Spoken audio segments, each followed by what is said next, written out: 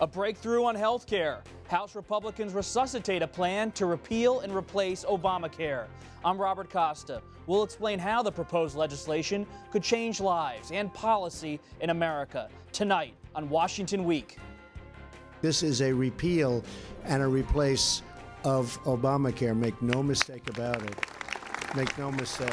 President Trump scores his first significant legislative win and moves one step closer to dismantling the Affordable Care Act. Most importantly, yes, premiums will be coming down. Yes, deductibles will be coming down. Now the bill heads to the Senate, where it faces roadblocks and bipartisan skepticism over a number of key issues, including premiums, pre-existing conditions, and billions of dollars in cuts to Medicare and Medicaid. Some of you have said, well, they'll fix it in the Senate, but you have every provision of this bill tattooed on your forehead. You will glow in the dark on this one. But the president remains confident he's got momentum. We're going to get this finished, and then we're going, as you know, we put our tax plan in, pure tax reform. So we're going to get that done next, and this really helps. We take the pulse of healthcare across America with Peter Baker of the New York Times, Molly Ball of the Atlantic, Ed O'Keefe of the Washington Post, and Erica Warner of the Associated Press. Celebrating 50 years, this is Washington Week. Once again, live from Washington, moderator Robert Costa. Good evening. President Trump has declared Obamacare dead after House Republicans passed a health care bill by a narrow vote, 217 to 213. Republicans rushed the vote just 17 hours after the bill was finalized and before the Congressional Budget Office could score the plan to estimate the cost and determine how many people it would affect. Here are a few of the prominent changes contained in the House bill. First, repeal the federal mandate that requires everyone to have health insurance or pay a penalty. Eliminate government subsidies to help people pay for coverage. Roll back the expansion of Medicaid by the year 2020.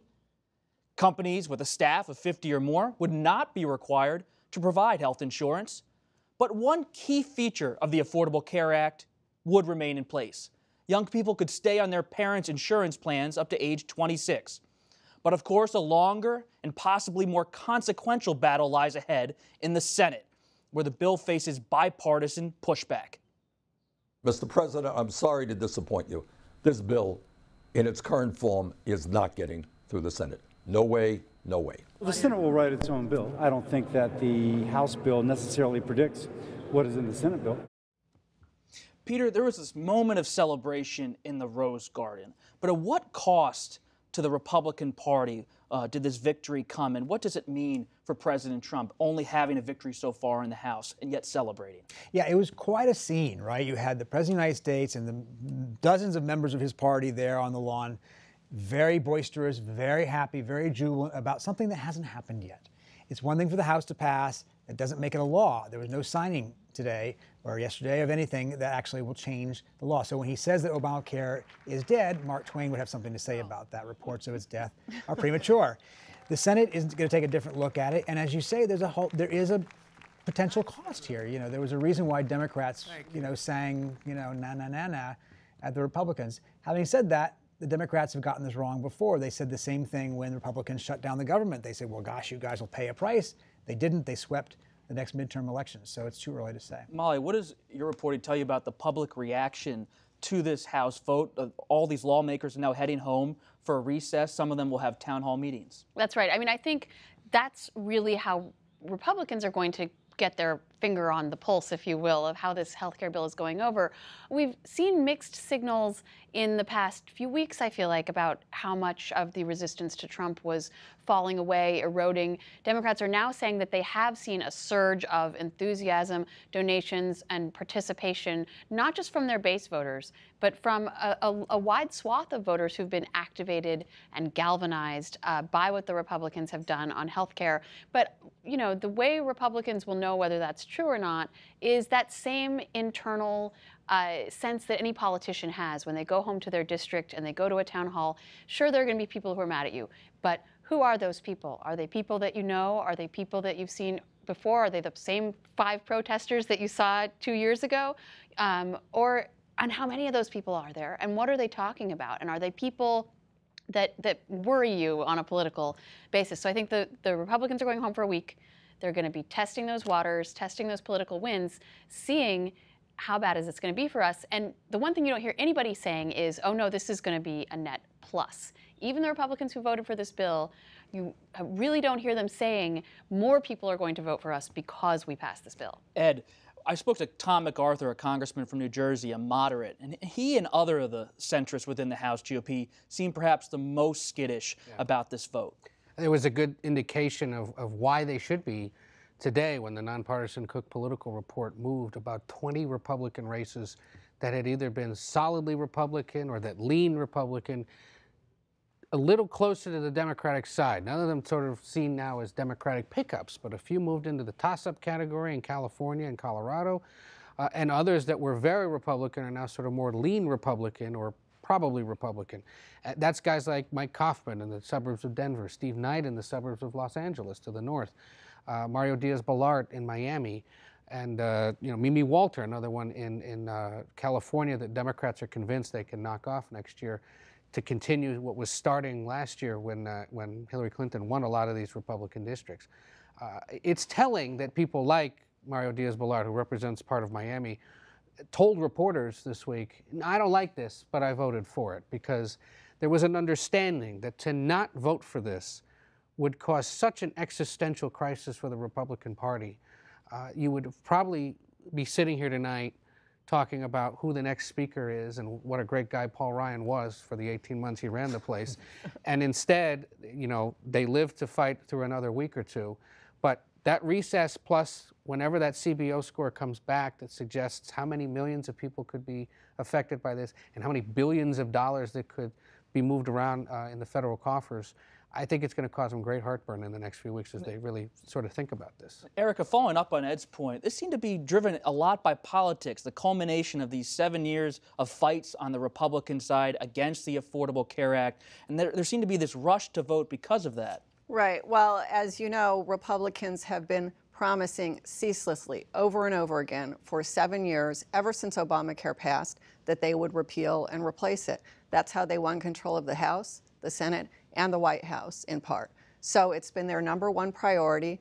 They had to do it. Failure was not an option, as many of them said. Well, failure became an option in March when the bill collapsed on the first go-round, and many of us thought that it would never be revived.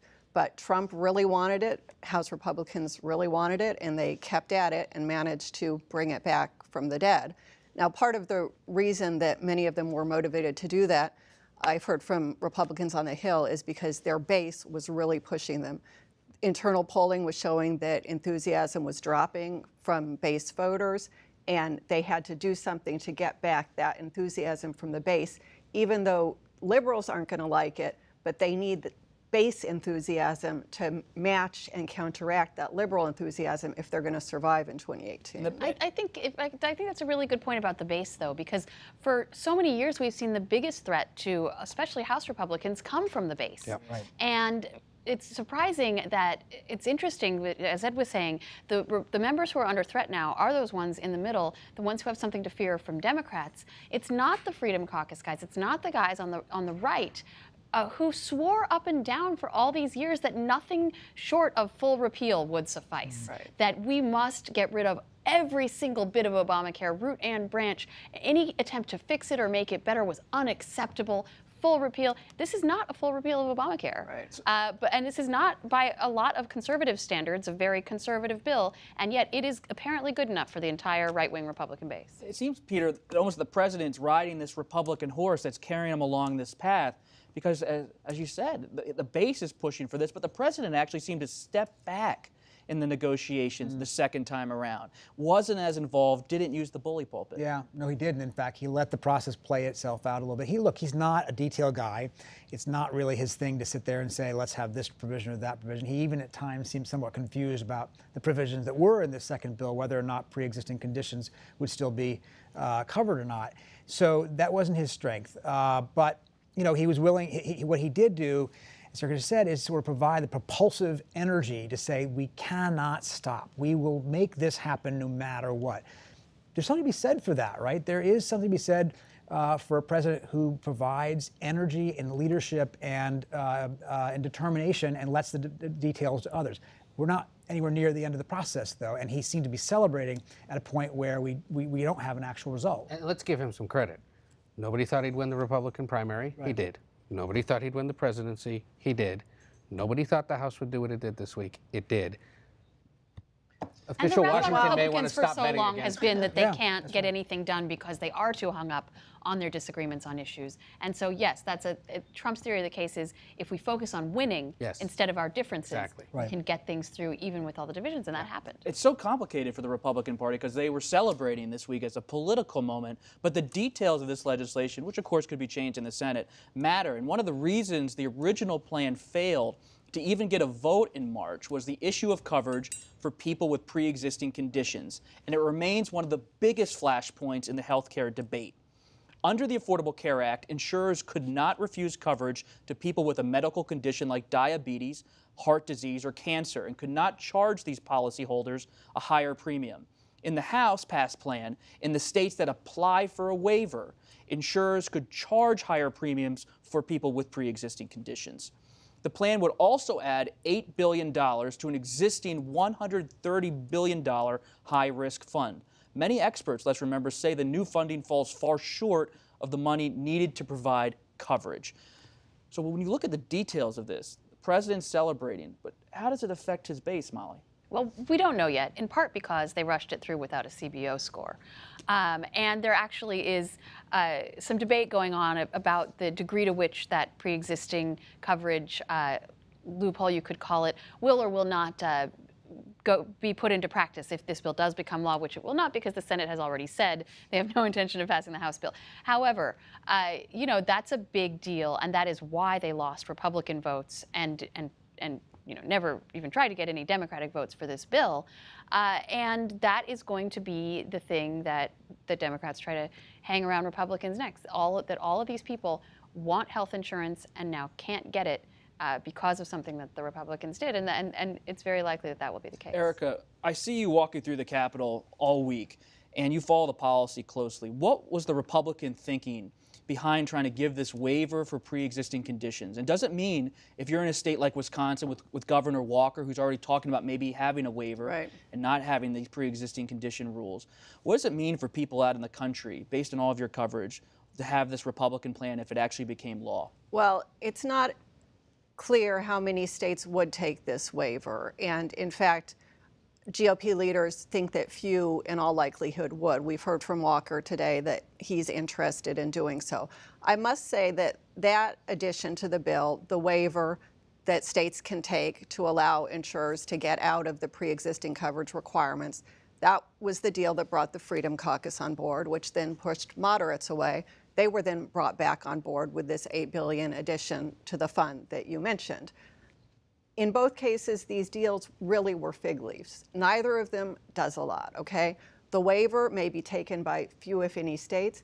$8 billion is a pittance for high-risk pools, which have had a very mixed track record. So in both cases, in my view, and a lot of Republicans on the Hill, this all came after the initial failure, which was very humiliating for Republicans on the Hill and off. And these different groups were finding a way to get to yes. Amazingly, they did so, but the policy implications may not be huge of the changes that got them there. And there are huge challenges, Ed, in the Senate. And when Senator Portman of Ohio, from a swing state, he's already expressing real concern about the phasing out of Medicaid expansion. He's not the only one. Shelley Moore Capito of West Virginia, which has really become a reliably Republican state in recent years because that state has seen its Medicaid program grow.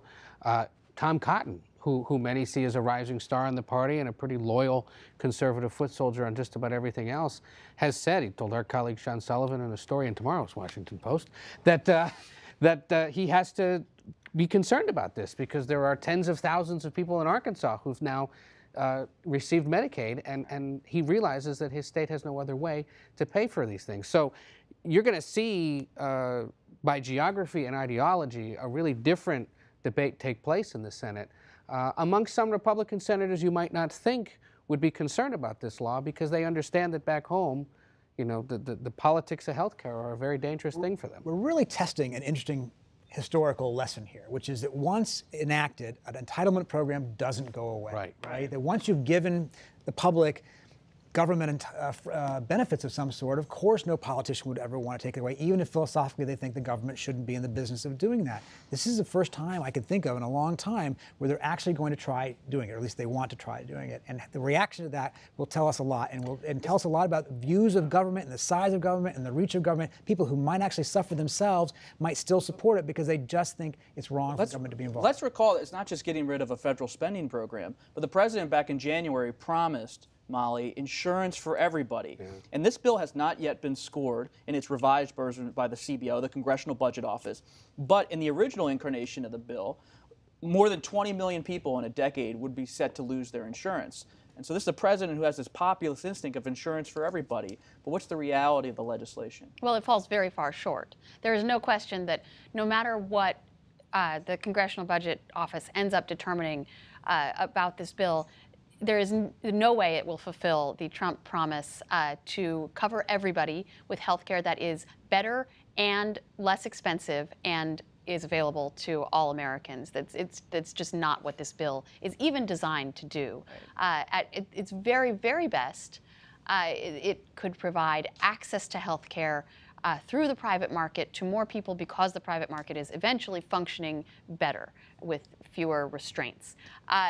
But so I think that's an issue, right? You have a president who many times made these promises that his own Congress had no intention of keeping, and you can say that a compromise was made, but you know, I've heard from many of my Republican sources today that they worry that that moment in the Rose Garden with Trump celebrating Obamacare being dead is the equivalent of the George W. Bush Mission Accomplished banner, celebrating a victory prematurely that voters then held the whole party accountable for. I had one liberal activist say to me today, all it was missing was a Mission Accomplished banner.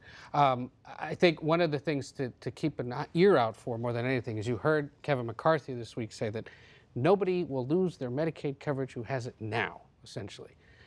The reason being, of course, that these changes don't happen until 2020.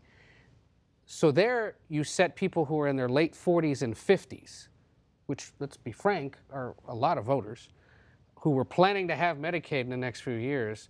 They're the ones that are now going to have to scramble. Well, who has been most affected by the economic downturn in recent years? Middle-aged guys, right, who were probably thinking that they were going to have this benefit for them. Who do these guys vote for? Usually they vote for Republicans. It could be a huge problem for the party, especially in next year. Well, not only at the federal level, but down to the statewide. Those people mostly vote for Democrats already. It's also worth noting, though, that by the time the 2018 midterms roll around, under the best case scenario, none of this will have become law. True. I mean, even if this bill were to pass, which it won't because of the Senate, et cetera. So the existing problems with the healthcare system that Republicans are constantly complaining about and blaming on Obama will still be in place. So what are Republicans up for re-election going to do at that point? Do they still blame Obama for the problems in the healthcare system that they also simultaneously claim that they have tried to fix?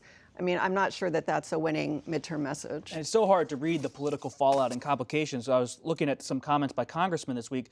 Congressman Curbelo, a moderate Republican in Florida, said, for sure, Florida probably wouldn't take a waiver. Congressman Barton of Texas, a conservative, said Texas would certainly take a waiver. So if you're calculating all this policy-wise or politically, you don't even know how the states are going to respond if this bill ever becomes law.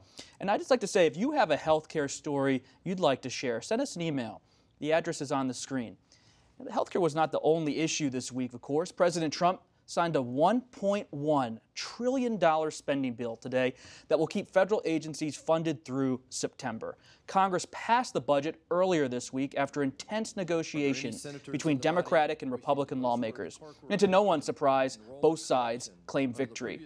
While Republicans pointed to the additional funding they included for border security and the military, Democrats blocked the GOP efforts to secure funding for the president's famous promise, his border wall with Mexico.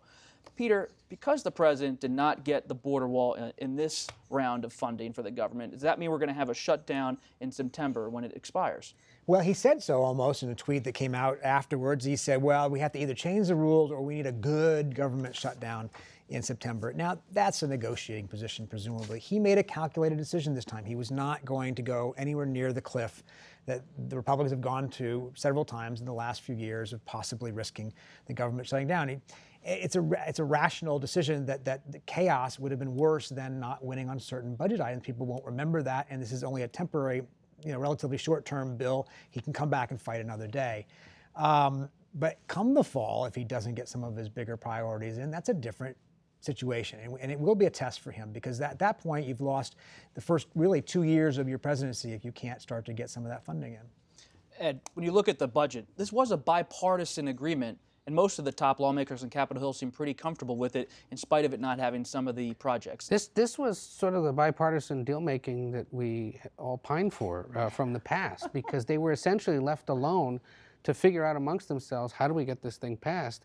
It wasn't until right after Easter that the White House interjected and said, what about that border wall? And Republicans and Democrats told Mick Mulvaney, the budget director, to go back to the Eisenhower building and just wait out an agreement.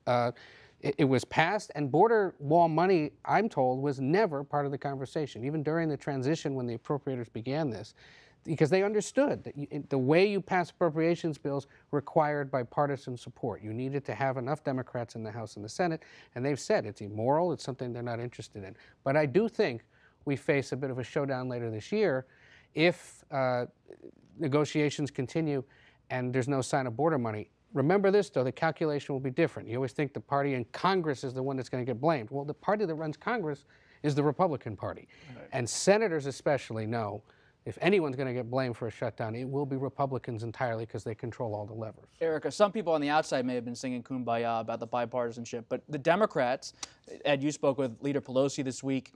Democrats were touting this as a big win. Then you saw the White House react and the president react, saying it's not a big win for Democrats. So it had a partisan edge. Well, it's worth noting that Democrats, Schumer in particular, were really able to take a victory lap on this. But that's partly because of the mixed messaging that came out of the White House. Had the White House, for example, said, all we want from this spending bill is a bump in defense spending, and then it'll be the best omnibus ever, then they could have claimed victory when that happened. But instead, Trump comes in and wants the border wall, which was never going to happen, which was not feasible under any scenario. So he doesn't get it, and it looks like a loss for the White House, and Schumer can go around claiming victory. So, I think that the White House, a little more discipline from them, and letting the Hill Republicans do what they do best without interfering might work out a little bit better for them. Yeah, but I mean, it was amazing to me, and perhaps, as Peter said, I'm not giving him enough credit, and it was strategic, but for the president to come out and threaten a shutdown when he has just made a successful bipartisan deal that he could claim victory on, it sort of seemed to be almost snatching defeat from the jaws of victory there, because he could have said, look at this great thing that we all did together. I think he was stung in part by the criticism from the conservative media, because they were very earnestly dismayed by this bill, which didn't make all of the cuts that they would have liked to see to agencies and programs. Very much a status quo. That's what you get when you do a continuing resolution and not a full budget. But it fell short of a lot of the things that conservatives felt they were promised. Trump is very sensitive to criticism, I think, from the right, and that was part of the reason that he had to go out and say, don't worry, guys, we'll take them all the way to the brink next time. We'll get those things that we promised you. Interesting that today he signed the bill. On Friday, he signed the bill, no publicity whatsoever. This is actually the biggest, most consequential thing he signed as legislation goes. Nobody there. And he did not have, while this was sort of a return to the bipartisan days, he did not have Senator Schumer and Nancy Pelosi and both sides of the congressional leadership to the White House for a ceremony that would be like it was in the old days. So in fact, you're right. While they may have moments of kumbaya, it's not really, yeah. And if he really wanted a good shutdown, he could have not signed the bill. So. Yeah. We'll have to watch and wait and see. Thanks, everybody. What a week again for President Trump. And Erica, welcome to Washington Week. You're here. Our conversation will continue online on the Washington Week Extra, where we'll talk about former Secretary Hillary Clinton's interesting take on why she lost the election and why she and FBI Director James Comey are actually on the same page when it comes to Russian interference. You can find that later tonight at pbs.org/Washington Week. I'm Robert Costa. Thanks for watching and enjoy your weekend.